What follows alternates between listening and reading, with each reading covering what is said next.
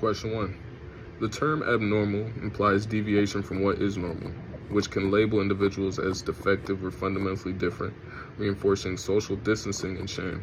Psychopathology is more clinical and descriptive, but is still risk sounding threatening or dehumanizing because it centers on pathology rather than lived experience. As far as question 2, on whether does harmful dysfunction adjust the interpretation, the harmful dysfunction model helps reduce stigma by defining disorders as the failure of psychological mechanisms to perform their natural functions in ways that cause harm, rather than as moral or personal flaws. This framework shifts the focus from what is wrong with you to what systems is not working properly, which promotes medical and compassionate understanding. For question 3, should the name of this course be reconsidered by institutions, academic journals, and/or textbooks?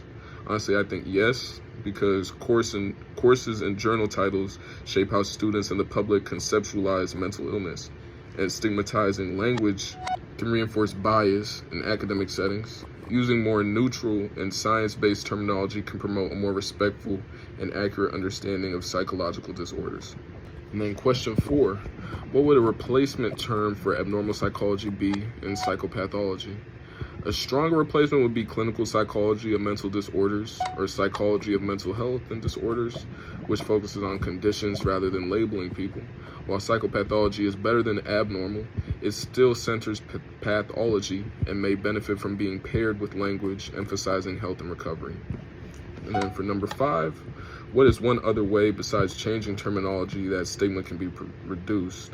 Increasing public exposure to people who openly and successfully manage mental health conditions can normalize psychological disorders, and challenge stereotypes.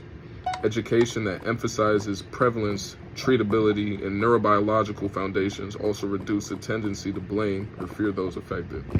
As far as the scholarly references I use an article called Understand the Impact of Stigma on People with Mental Illnesses by World Psychiatry.